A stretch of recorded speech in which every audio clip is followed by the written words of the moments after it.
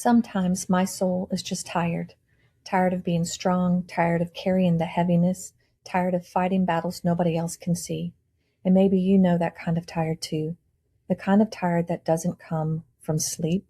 The kind of tired that settles deep in your heart, your mind, and your spirit. The kind that comes from surviving, enduring, holding it all together and still showing up when your life had tried to take everything out of you. But here's the truth. Being tired does not mean you are weak. It does not mean you are broken. And it does not mean your story is over. At Renewed Mind, we talk about the hard things, the hidden heaviness, the silent battles, the trauma, the grief, the healing, and the fight to keep going when your soul feels weary. This is the place where strong people can finally tell the truth, where healing gets honest, where pain is spoken out loud, and where the ones who have spent their whole lives pouring into others can find a space to breathe, be seen, and remember they are worth the battle too, because sometimes the healer needs healing. Sometimes the strong ones need somewhere soft to land. And sometimes the most powerful thing you can do is admit you're tired and keep choosing to heal anyway. This is Renewed Mind, real talk, real pain, real healing, one honest conversation at a time.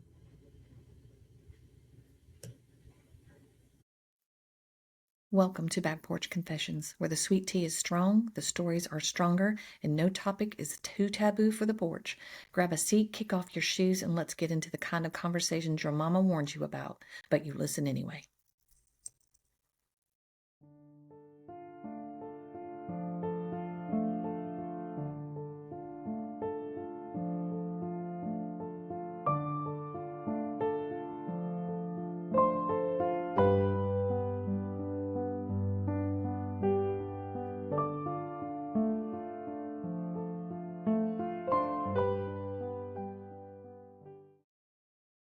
Hey, it's Back Porch Confessions again. Today, I'm going to be talking about learning that not everyone leaves. So if you listen to last week's message, this week is going to be a continuation from that. I'm going to do a little bit of review in the little first part of this to kind of go over some of the things of the core belief. Healing the abandonment wound and rebuilding trust after trauma. So I guess, but basically where I should start is back at that childhood core belief, which is where most people end up learning this from. Something that changes every relationship we have. The belief that people leave. The belief that maybe they left physically, maybe they've left emotionally, maybe they were there but just unavailable, emotional unavailability. Maybe they loved you but couldn't show up in the way that you needed them to. Oftentimes that happens in some kind of parent relationships, and sometimes it happens in friendship, and sometimes it happens in marriages. You just don't learn the other person's love language, don't know how to, don't understand what it is. And so therefore you can't truly love the person the way they need to be loved. And it just doesn't work out. Somewhere along the way, your nervous system started making a rule that people leave. And once that belief gets planted, it starts showing up everywhere in every relationship that we have. It starts showing up in friendships, marriages, parenting, in things that we should trust. It shows up like anxiety, hyper independence, hypervigilance. And even when or if, actually, honestly, it's even in the way we see ourselves, honestly. It shows up even in the way we see ourselves. Sometimes we don't even trust ourselves. We certainly don't trust our judgment in being a good picker of partners. So The first segment is going to be about that core belief. I'm going to go back to it just to do a brief overview of what that is, what the core belief of people believe is. Core belief is a deeply rooted belief about ourselves, others, or the world that develops through repeated experiences. That's a core belief. So when someone important in your life becomes unavailable, as a child, as a young adult, a teenage, kid, adolescent, the brain starts creating explanations, not because we're weak per se, but because our brain at that age is just trying to make sense of the pain, because we can't make sense of the pain because we don't understand it. The child doesn't understand this. The adolescent doesn't understand this. The inner child of us who didn't understand it. They don't understand the things that go wrong around them with people that have addictions or emotionally unavailable.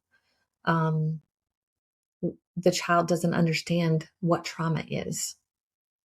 The child only understands the person I need isn't here. So over time, the nervous system learns. People disappear. Love isn't consistent. Relationships aren't permanent. And I have to be prepared at all times. The mind remembers facts, as I've said before, and I repeated myself on this one. The mind remembers facts. The nervous system remembers experiences. So, why does the brain keep expecting loss? I don't know. It's what's happened. It's anticipatory. Anticipatory abandonment is the expectation that relationships will eventually, I don't know, fade, end, become unavailable. The brain's primary job is prediction. If abandonment has happened before, the brain prepares for it again. So does the nervous system. This is why some people struggle to enjoy good relationships. They can't. It could be sitting right in front of them, sitting in their lap. And they're just participatory, anti-participatory. They're just waiting for the other shoe to fall off and the relationship is going to end. So they sabotage it.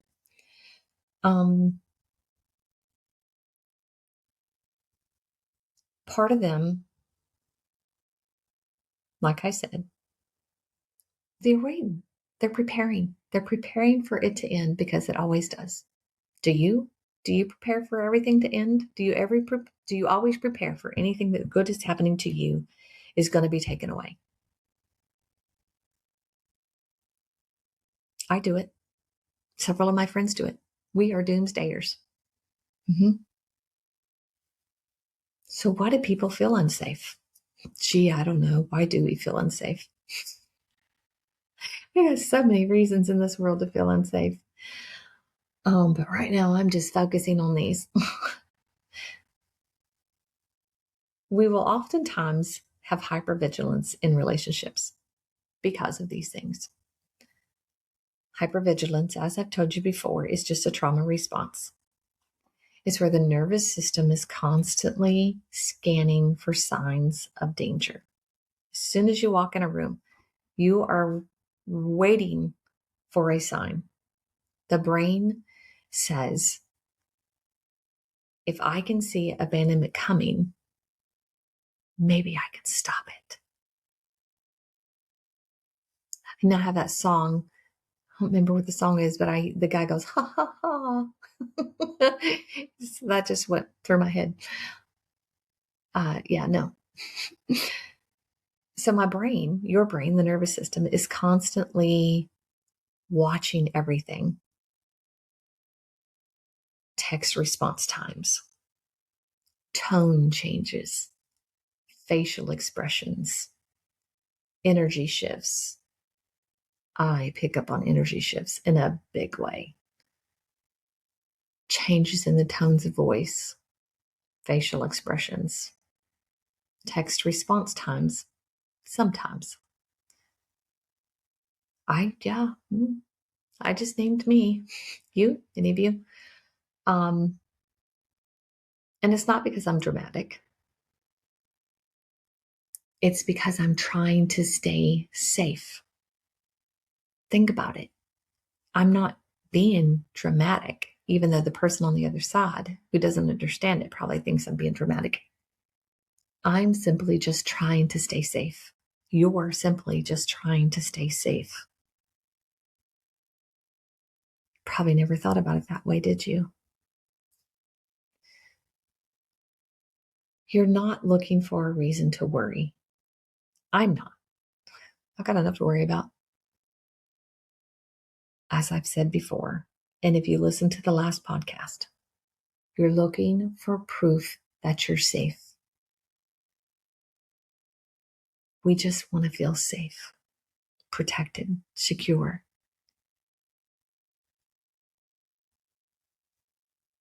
So we're so used to an unhealthy love that when healthy love shows up,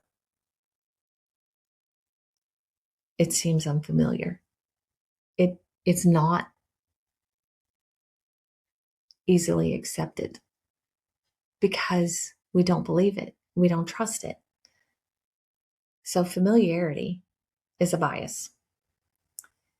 It is the tendency to trust what feels familiar, even when that familiar is actually unhealthy, which is why a lot of people repeatedly pick emotionally unavailable, unsafe people to be around, because they stick with familiar, which is what they were raised with. Emotionally unavailable people, narcissistic people. This is why we choose them.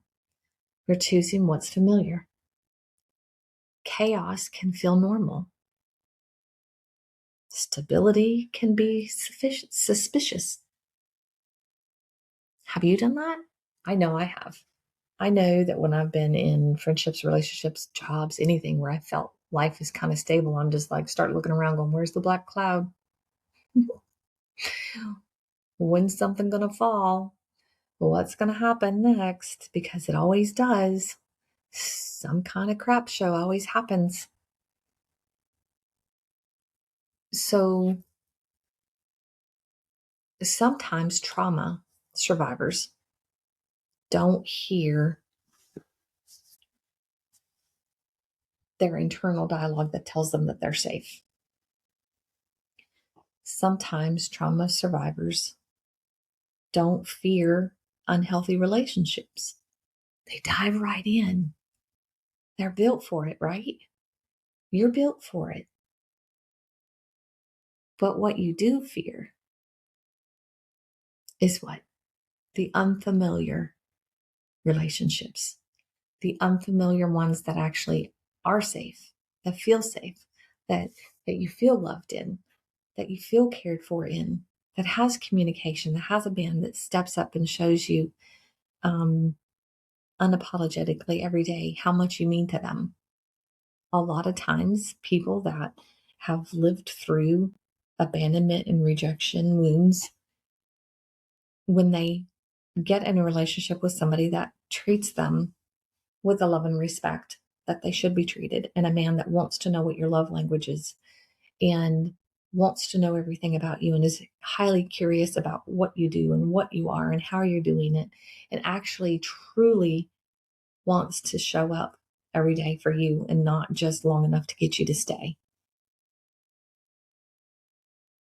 That becomes an unfamiliar thing for those of us who are used to the ones that are put the show on in the beginning and then get complacent and actually truly aren't interested in what we're doing and what we're about and who we are and what our love language is and what's going to make us happy. It's all about what they need. So when we are in those situations where somebody actually does love you, you oftentimes will hide from that. You oftentimes will run from that. You will sabotage it because it's too unfamiliar to your nervous system. It scares you. And when you live with that innate fear, because people have always left and people aren't real and truthful, they show up for a minute and then they walk away. You end up sabotaging it because the person that truly does want to be there can't continue to show up because you're constantly questioning everything they do and say. So you have to learn to receive support. You have to learn to receive that kind of love.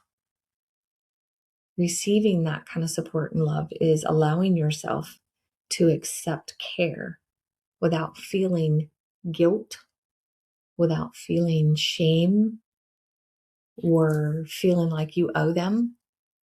Because I know that that's something I've struggled with, is when someone shows up for me and shows me love, I feel like I have to repay them somehow, that I am indebted to their kindness somehow.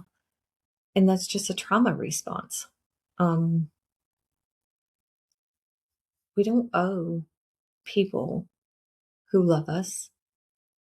The only thing they truly want, if they're actually truly loving us, is they just want us to love them back as they are. They want us to know their love language. And that's where like relationship counseling can come in handy, because oftentimes the person that has gone through trauma doesn't know how to be in that type of familiar relationship, doesn't know how to accept an actual love without questioning everything, because they haven't gone back and reparented that child. So many survivors, and as I've said this before, and I'm pretty sure I said it in the last podcast, if I need people, I get hurt. So if you constantly are thinking because you need something or you need help, you don't want to ask for help, you struggle to do it on your own, because if you let somebody help you, they're going to hold it over your head. They're going to become pompous asses about it. They're going to make you feel like you owe them. They're going to throw it in your face all the time, hold it over your head. So we equate all of that to I get hurt. If I need people, I get hurt. So we become hyper independent.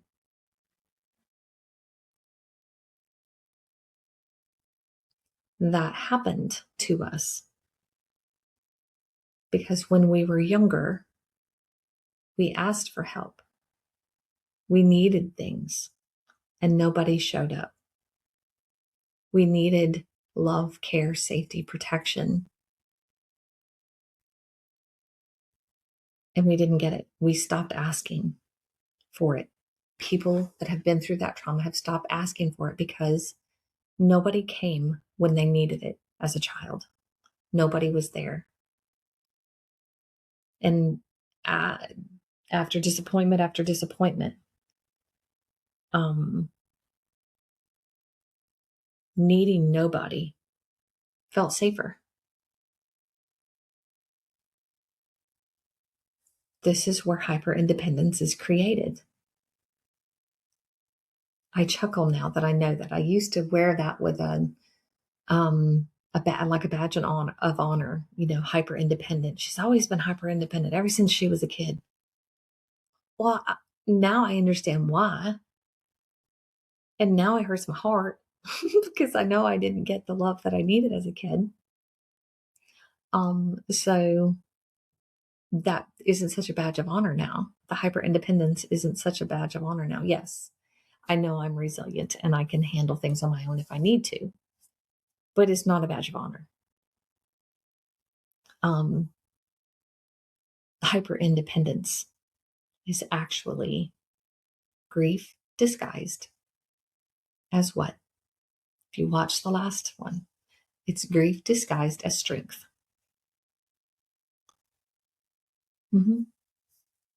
Let that one sink in. So trust is built, not forced. Trust is confidence built through repeated experiences of safety, consistency, and reliability in a person, in a thing, in a place, a job. Trust isn't created by words only. Trust is really, truly created by evidence, by actions, by the things that happen consistently over and over, repeatedly, without fail. Healing isn't convincing yourself everyone is safe. Healing is learning how to recognize who is safe. So how do you do that? How do you go about convincing yourself? Going from convincing yourself to learning how to recognize it. Because if you have to convince yourself that someone is safe, they're probably not. They're probably not truly safe. If you have to convince yourself of it, you have to talk yourself into this is safe. It's probably not.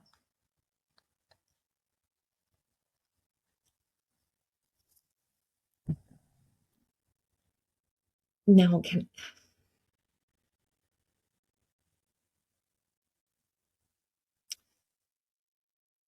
do sometimes we need to talk ourselves through a situation?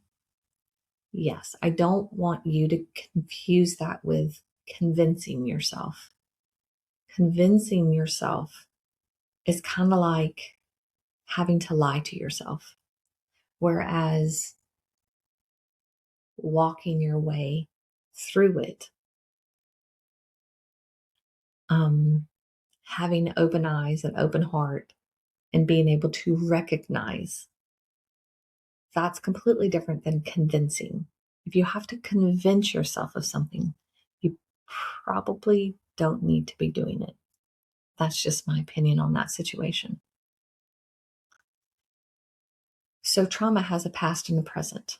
Learning to have discernment between the two and not carrying the past to the future, that is another part of the healing that you have to go through.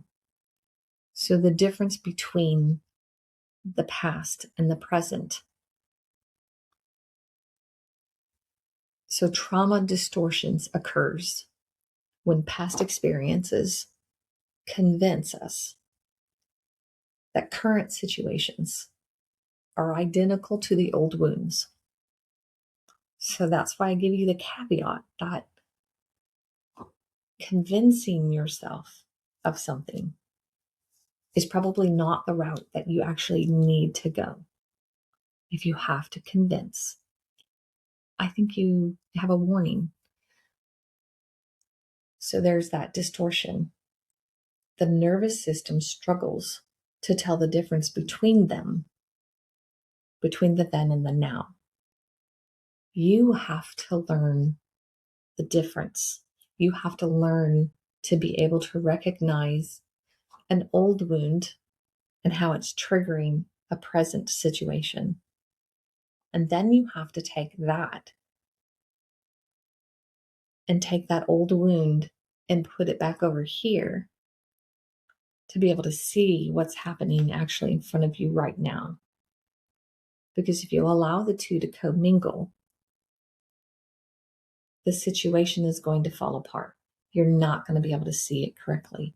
You're going to have distortions. And the person on the other side of the receiving end of that is not going to understand at all because they don't understand this old wound or trigger that you have. And so you're going to go from something that probably should be a molehill, and you're going to turn it into a mountain because you allowed that old wound, the past, to commingle with the present. So what's happening is your brain in the moment is reacting, but it's reacting to every moment that came before it. It's reacting to that past wound. It's not reacting to the actual situation. So you could be having a very explosive reaction to something that doesn't warrant that kind of reaction. But it's because you've never identified what those wounds were as a kid. You haven't identified what those wounds were as an adolescent or from an old marriage or an old relationship, wherever the trauma has come from. So those explosive behaviors oftentimes will create dysfunction in a marriage, in a relationship, in a job. So you have to learn to have discernment between the two and leave the past ones over here and not allow them to interfere with the current ones. It's probably a whole nother podcast that I need to do. Someone send me a text message on that. So being able to reparent the abandonment that you went through, that abandoned child, being able to go back and do that is going to be optimal for your healing so that you can recognize when the past trauma is square in your face in the present trauma.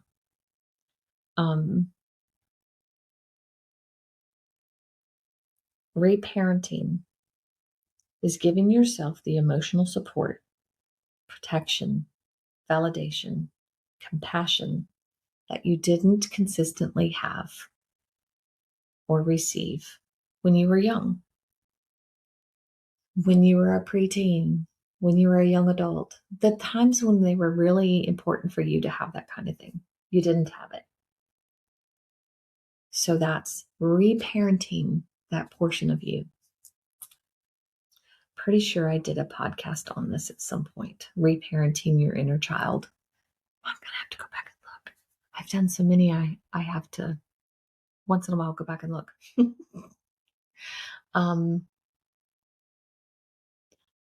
But here's the thing. Healing happens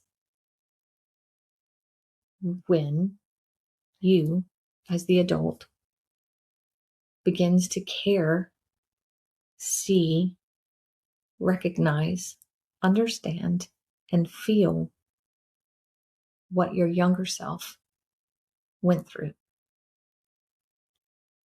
with a high emphasis on understanding the younger self and what happened then and how it shaped how you do and see things now.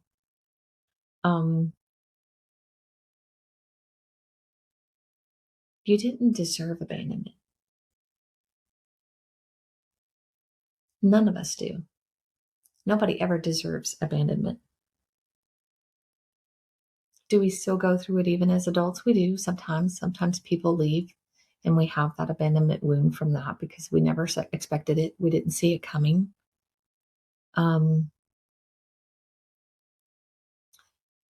You didn't deserve the neglect that you got. You didn't deserve the inconsistency from your childhood.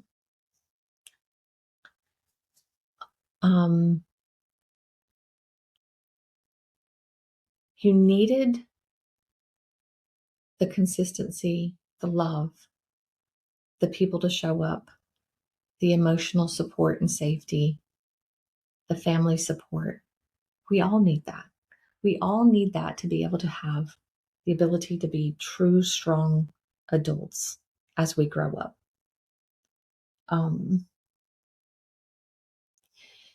Some of us didn't get that. A lot of us from Gen X didn't get that. And sadly, that makes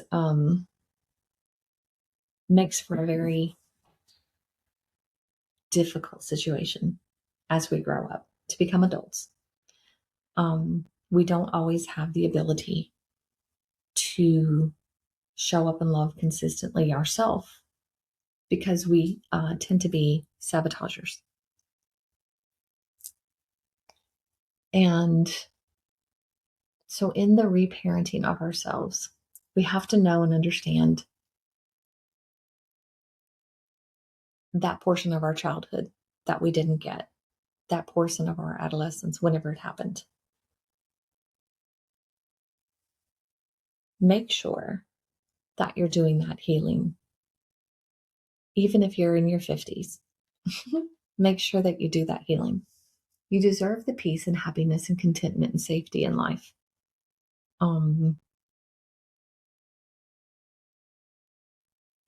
So that when we experience people who stay, we can be more accepting of that. Sorry, I got distracted by a bee that seems to be building a nest outside my window. I'll have to tell the hubs. So when we recognize safe people, we don't always recognize that until we can learn to heal. So safe people, they're the ones that are emotionally consistent. They're reliable. They're respectful. They're trustworthy.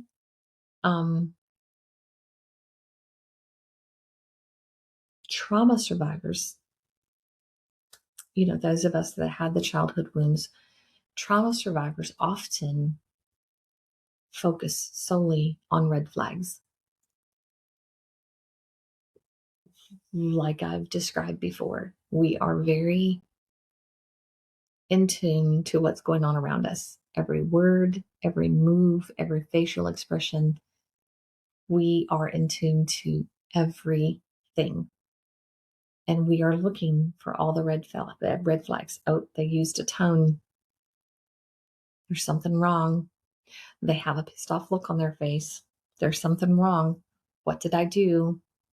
So the red flags are constantly something that we battle with. Healing also means learning to notice green flags instead of being focused on red flags only. We have to see the green flags. And what are green flags? It's hard for us to know that because we've never really experienced a green flag. So it's unfamiliar. So upon reparenting and healing that inner child, you learn to recognize the green flags, which are safe people, safe spaces, safe places. These are the people or the things that are going to have follow through. They're going to show up and actually continue to show up. They're going to say the things and they're really genuinely going to mean it. They're going to be in tune with you and actually mean it. They're going to show up in your life and participate in your life and be interested in your life and the things that you're doing and saying and the ways that you're growing. They're going to actually be a part of that and mean it. They're going to follow through on the love that they promised you. They're not going to just show up just to get you and keep you and then kind of pull back and then pull back a little bit more. They're going to consistently stay and show up and want to know how to love you and how to make you happy. They're going to learn to communicate. Everything is going to be communicated properly. Well, I can't say everything because I'm sure there are times when people don't communicate properly and they're not meaning what they're sounding like. That's not always trauma related. Sometimes it's just people suck at communicating or don't know how to say something. But they're going to communicate. They're going to try to have that open line of communication with you.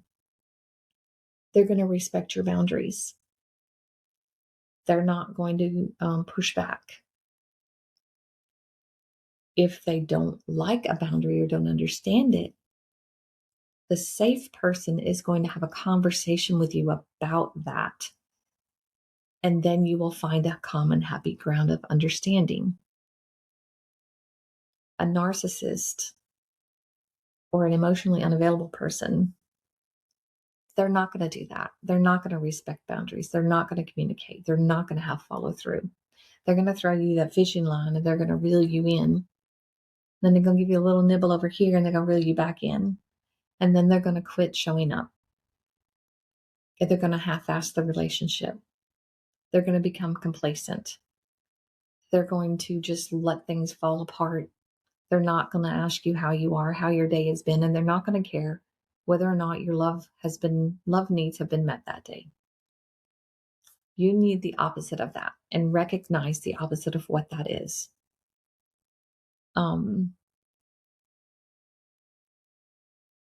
A safe person is going to be one that's going to stay during difficult conversations. Some people do not like difficult conversations, and they will sit there quiet. They typically will not have much to say. They will do a lot of nodding and shaking their heads when generally their brains are off thinking about something else and not hearing half the words that you're saying. But a person who genuinely is concerned and cares about your well-being, your health, your needs, your feelings are going to stay present during those heavy, difficult conversations. And they're going to want to be able to communicate back and forth with you. They're going to want to have that dialogue with you. They're going to want to work through those things with you and have those difficult conversations, even if it is saying something about them that has hurt you. They're going to be able to take that information as an adult, as a safe person, and have that conversation, be apologetic, be compassionate, and want to resolve and not do that type of thing again. Whereas you're going to have the other side of that, the flip of the coin, that is going to be the emotionally unavailable or narcissistic person that is going to give you pushback, that is not going to listen, that is going to say one thing or promise during the conversation and not actually ever do the thing that they say they're going to do. Or if they do it, it's only for like a week or two, just long enough to keep you happy and till you feel like you're safe again.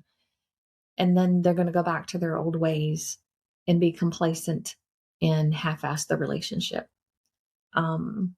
So that's recognizing the difference between the safe person and the not safe person. And here's one of the biggest things about safe people and unsafe people. Safe people are not going to weaponize vulnerability. And here's what I mean by that.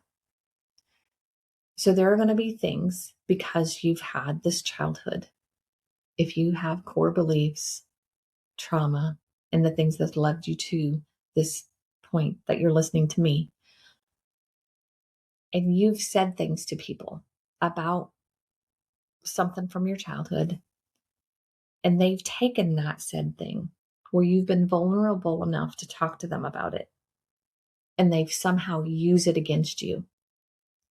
They throw it in your face. For instance, I spoke with one of my exes about being inappropriately touched, molested as a child. And in his moments of ugliness, he would throw that in my face and he would say things like, "You're just as disgusting as they are. You asked for that kind of thing.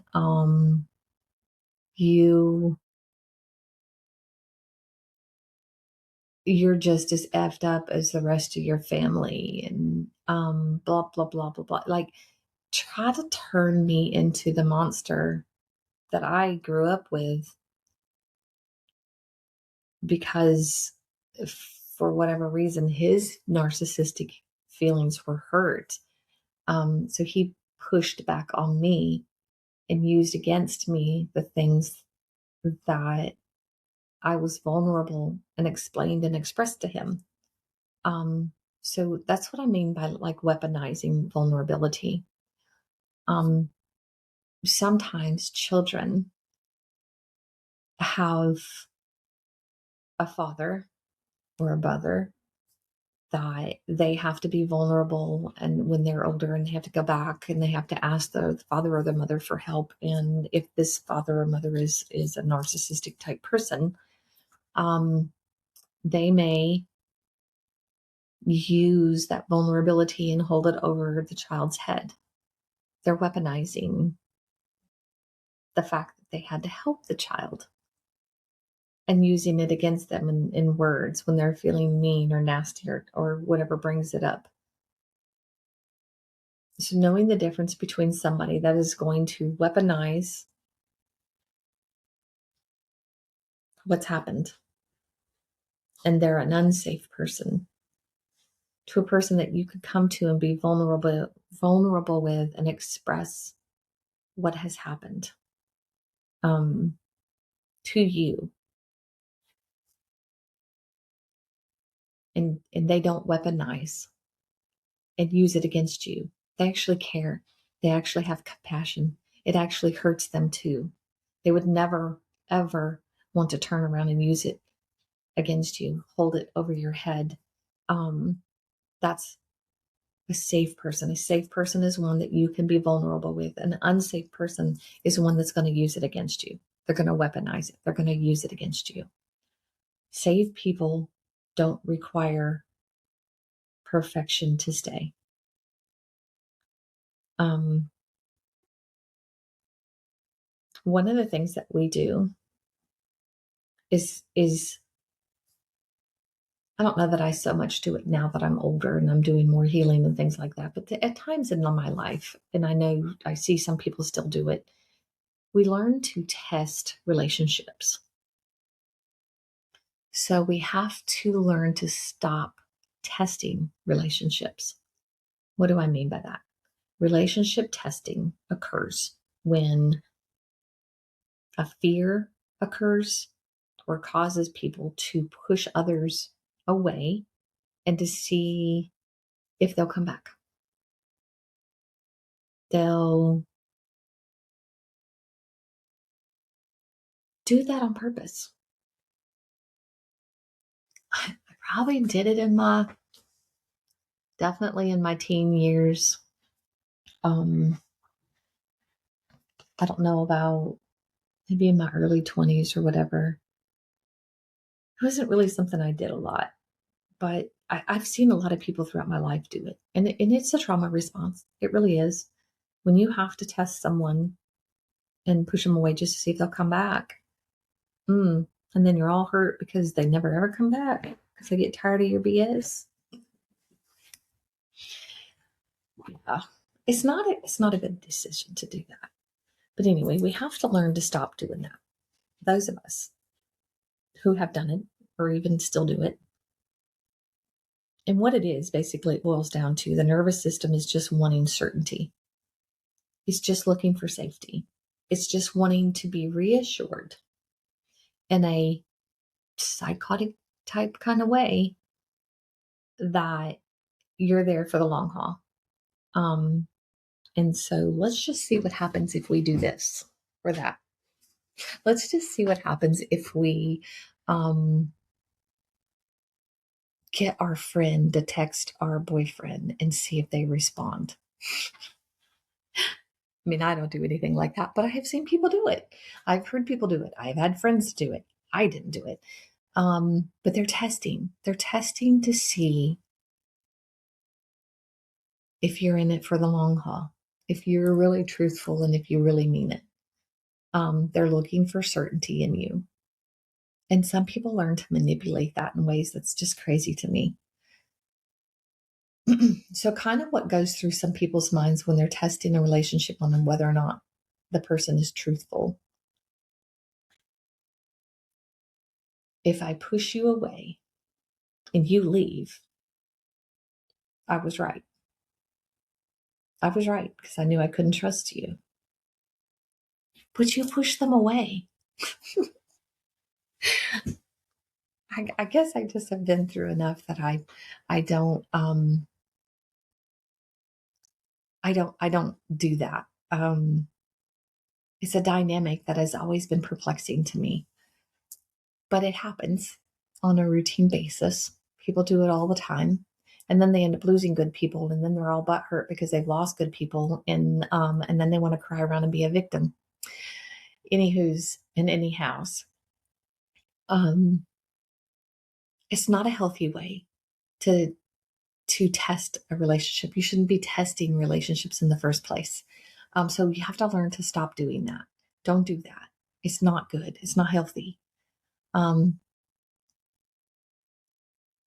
What they're looking for is if I push you away and you stay, then maybe I can trust you. Well, you may do that to the wrong person too many times. You may do that to the right person one time, and then they go away and they're not going to put up with it. So is it worth the risk of playing that game? Because that really becomes a psychotic game that I don't think is healthy in any way, shape, or form. So we have to go into like a healing journey to be able to move forward from that. We have to be able to create new evidence that everything is okay without like testing relationships, needing reassurance constantly. So healing, blah, blah, blah. Sorry. Healing occurs when new experiences repeatedly challenge old beliefs. Makes sense, right?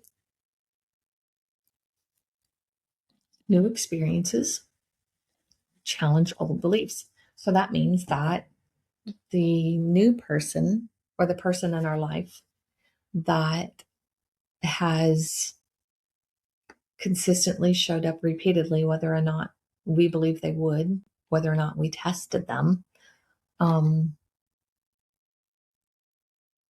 that created a new experience, sometimes one that scares the bejeebies out of us because we're prepared for them to not do that. We're prepared for them to leave. So when they don't leave and they're giving us new experiences and new ways that they love us, we realize we're on this healing journey. Some people don't. They end up pushing that person away. It's a whole nother podcast for a whole nother day. So trauma says to us, as I've said before, everyone leaves. Healing says some people stay. So when you go through the healing, in one healing moment at a time, one safe relationship at a time, one healthy friendship at a time, one trustworthy person at a time, one consistent experience at a time, helps build us and helps build that reassurance and that safety within us that we don't have to do things like test the relationship. We don't have to have that constant reassurance. Learning that not everyone leaves takes time, is built one truthful, consistent thing, experience at a time. A secure attachment, which most of us don't experience until we do the healing. A secure attachment is the ability to trust that healthy people can and will remain emotionally available and connected. That's a secure attachment. Secure attachment is the ability to trust that healthy people can and will remain emotionally available and connected. Maybe people did leave. Maybe we have been disappointed. It happens, right? Maybe that hurt that we went through, it shaped us over time. It shaped the entire view of every relationship that we've been in.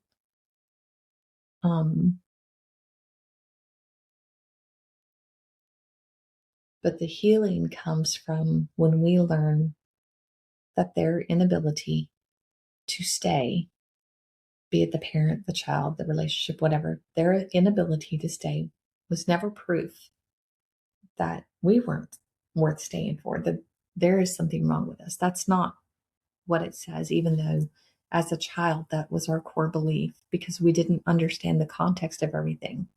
That's why you have the reparenting and the healing that you do now as an adult so that you can look back at yourself at that age and learn to do the healing and why things happened, why the parent acted that way, or whatever the scenario was. You will learn during that healing process that you were always worthy. You were always lovable, always enough. And the healing begins the moment you start asking, am I enough? Are they going to leave? And you start noticing that people do stay. People already have stayed. Who has already stayed? Who's already stayed in your life? Can you think of anybody? Can you answer that? Who has consistently showed up in your life? I'm sorry, I keep pushing this drawer open and close. I don't mean to do that. It's the popping noise you guys keep hearing. Who has showed up consistently for you and stayed? Who is safe in your world?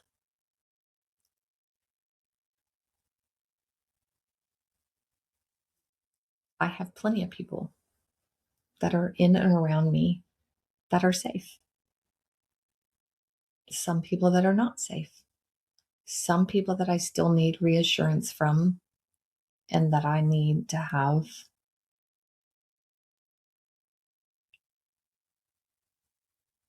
consistent communication, showing up, connection with because of my inner wounds, my inner healing that I'm still doing. I need to have that consistent with somebody. So learning to reparent, letting go of the what was and seeing what it is now, releasing that past wound and not letting it connect with the current wound and making things a mountain out of a molehill. That is healing in and of itself. Learning to find safe people, trusting people, and knowing that people aren't always going to leave is another step of healing.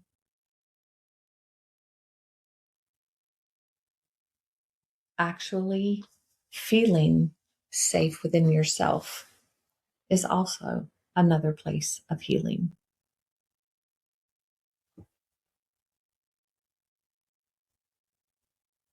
How long has it been since you've done anything to really think about the healing that you have or haven't done?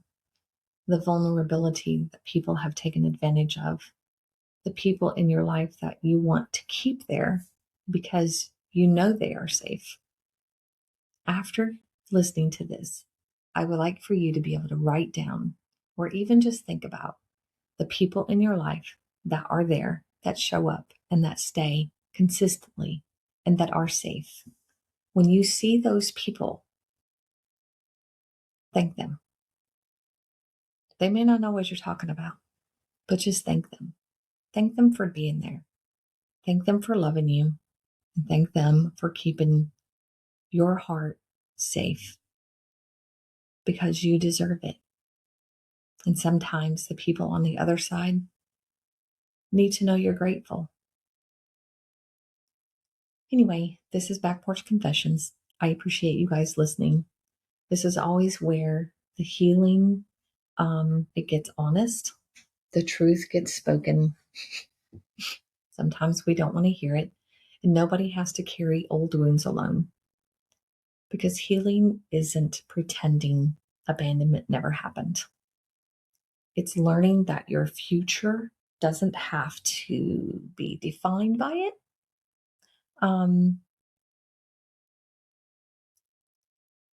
I think that each and every one of you has the ability to heal. You just have to want it. You have to see it, and you have to commit to it. As always, make sure you listen to the commercials. Make sure you hit me up if you need to have any kind of virtual therapy. There's a commercial on here for it. The porch therapy is always open. Thank you to my friend Tina for the sign. I have a second one that Tommy got ordered for me. I have it out on my actual back porch. And hopefully, when the weather gets a little bit cooler, I can sit outside and do some of these for you guys so I can actually be on the back porch. Anyway, thank you guys for being here. As always, till next time, love you. Love yourself truly. Don't be pushing people away. Do the inner child work. Do the inner healing. And know that you are worthy and you are enough, and that I love you. Have a great day. Thank you, guys. If you're looking for beautiful, meaningful, and custom-made creations that tell a story, Little Butterfly Design and Print is where creativity and compassion come together. Cheryl specializes in personalized designs that celebrate life's most important moments, from custom shirts and prints to heartfelt gifts, memorial pieces, and unique creations made just for you. Every design is crafted with intention, care, and a personal touch that you can feel. Whether you're honoring a loved one, supporting a cause, building your brand, or simply want something one of a kind, Cheryl brings your vision to life in a way that feels truly special. Little Butterfly Design and Print isn't just a business, it's a reminder that even the smallest ideas can transform into something beautiful. Support a small business that pours love into every detail. Find Little Butterfly and Design and Print by Cheryl A. Harlan online and see how she can create something meaningful just for you.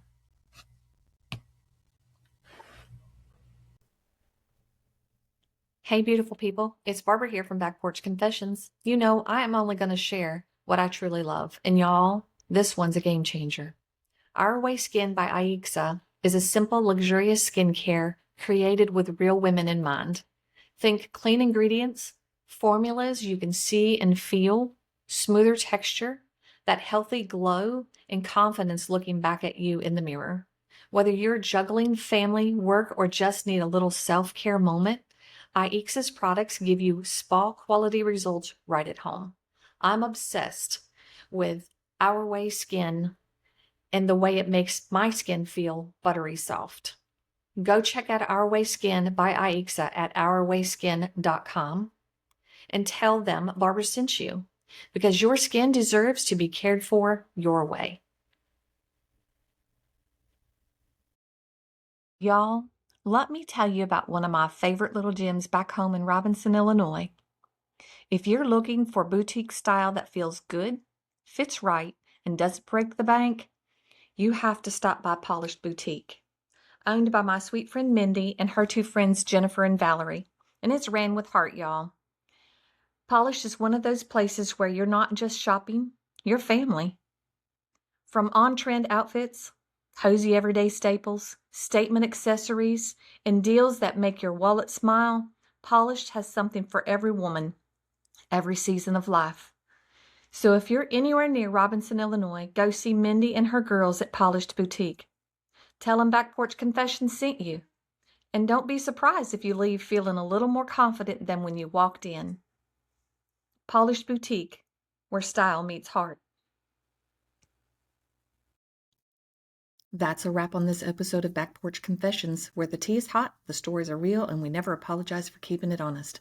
Produced and edited by the Magic Makers over at Zay Media. Until next time, keep your porch talk spicy and your secrets safe, mostly.